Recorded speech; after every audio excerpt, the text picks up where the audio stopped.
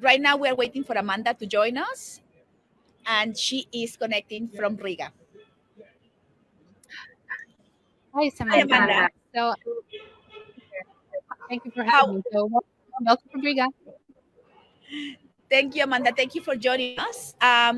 We are really excited to hear about what's happening in the Climathon you just ended, and so please tell us all about it. Exactly. So we just finished our 3 days of hacking for climate, let's say for that. And we are very excited about our teams, about our winners, about the whole event. So maybe just to give the context, this year we focused on climate neutral cities within our Climathon. As you know, there is this European Union mission, 100 climate neutral cities until 2030. So it's a big challenge for all of the cities. And we are very proud that two of our cities in Latvia, Liepa and Riga, are part of this big mission. So, which is why we thought that this is going to be the best. Maybe this year that could be the best option to collaborate with Liepa and Riga. So we are actually having the event on site in Riga, but for the challenges and everything, we also had Liepa, the other city.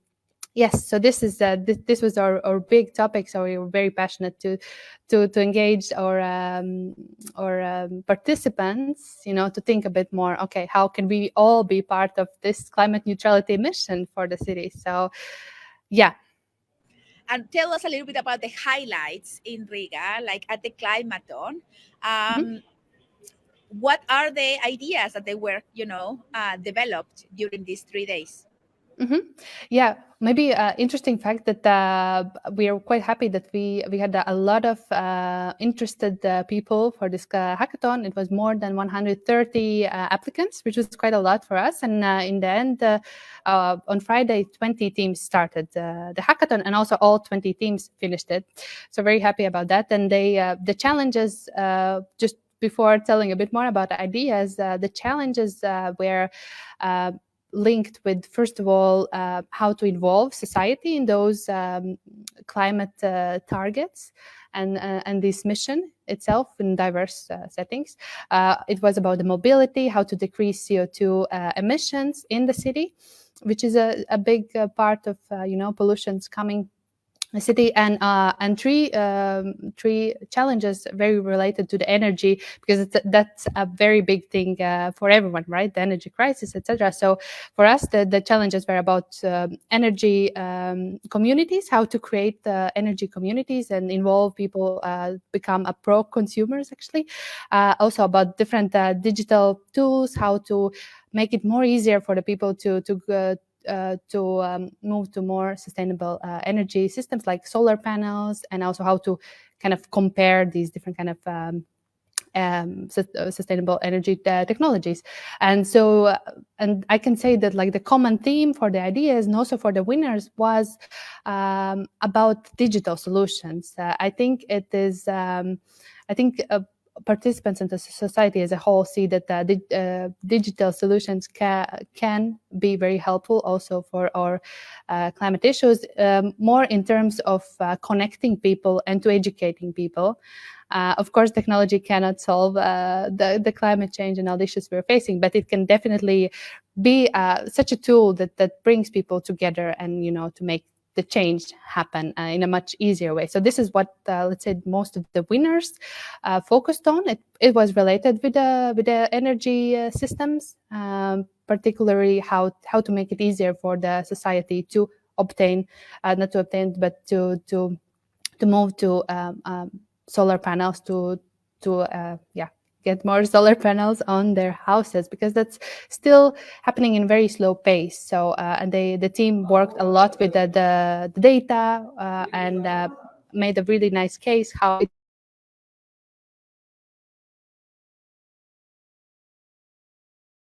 and much aspect again how to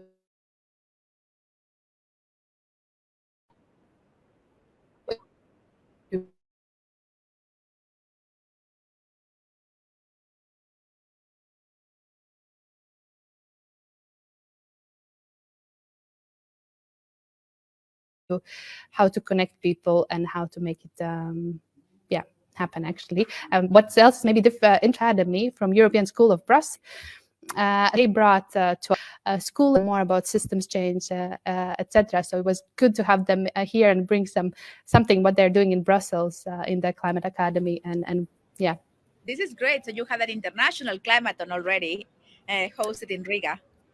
Yeah, exactly. Actually, it was mostly focused on the local society, but yeah, our Climate Academy students, yeah, were bringing a bit more of an international taste. And what we also did the hackathon in a hybrid version. I guess that's also the new normal, the hybrid events. So we Yes. also did it this year. We had most of the teams on site, which is good. Finally, having these real events, but also we never forget about our online team. So yeah, hybrid event for us as well. Amazing. Well, that is kind of the new normal to Yeah. host hybrid events. Climathon developed a hybrid version of the program over the last 2 years because of the pandemic. And it is so interesting that you are talking about that Riga focus on energy, and energy is a huge topic for Europe. And I'm really excited to hear a little bit about the ideas that the citizens came on the energy crisis. Can you tell us a little bit about that? Yeah, sure. As most of the challenges were really, as I said, linked with the issue of society not being sure, maybe what is the most not to say cheaper, but most convenient way for them to obtain it, and also most cost effective. So the ideas were really focused. Okay, so how we have a lot of data, right? We have a lot of open data, but we don't have maybe that much solutions which brings those data together and kind of translates it as much easier for the general society who are not experts in this topic. So I think this was one of the kind of common themes that these teams try to work with those data, how we can make it easily usable potentially for the like private household owners or etc. So we can actually accelerate this transition because it's happening quite slowly.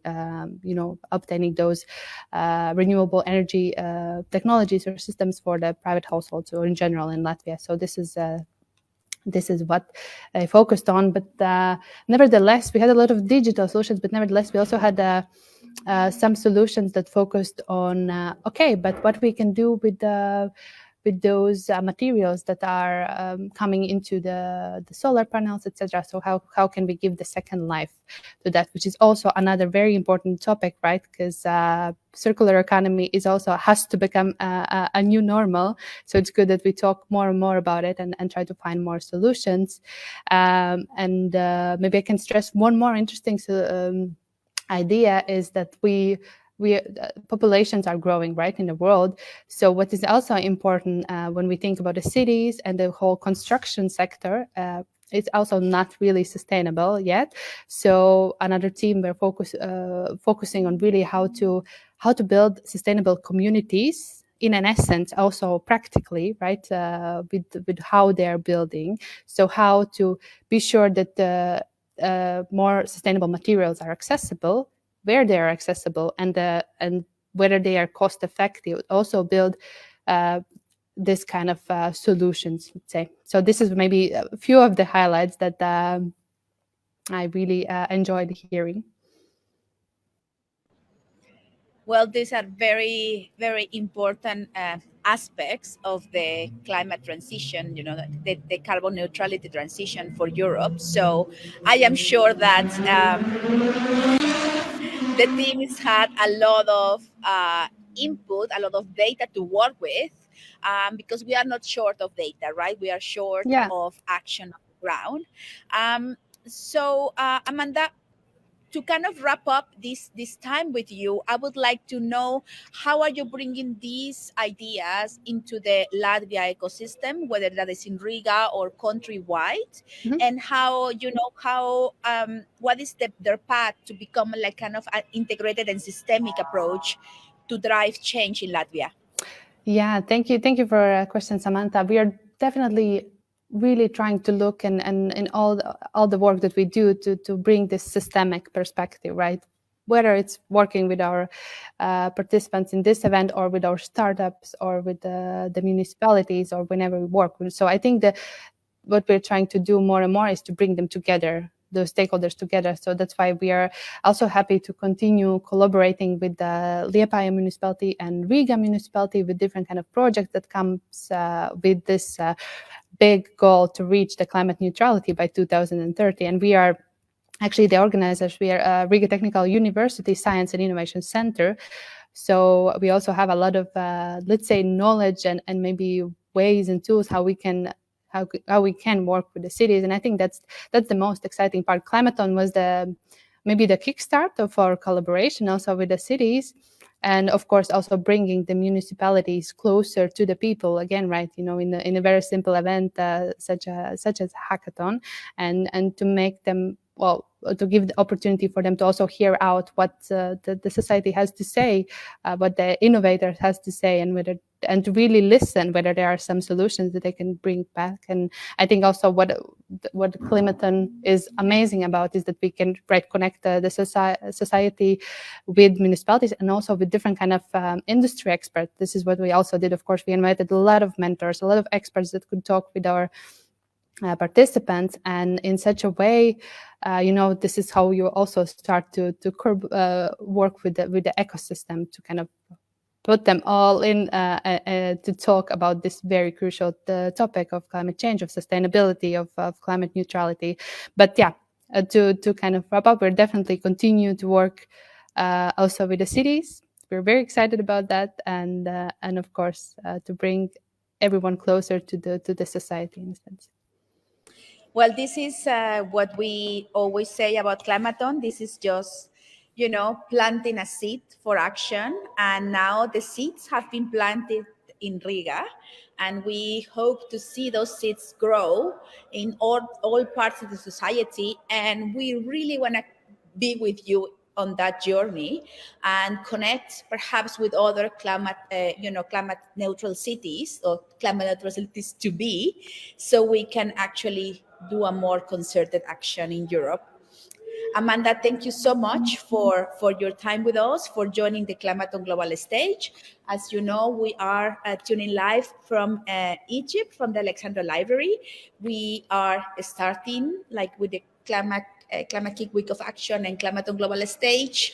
This week, we started our path to COP and to raise awareness about the importance of systemic transformation and citizen participation. So thank you so much, Amanda, for joining us today on our day 4 of Week of Action. And we are so much looking forward to keep collaborating with you and to see those ideas grow in Riga and in Latvia. Thank you. We love to be part of this global community. So thank you.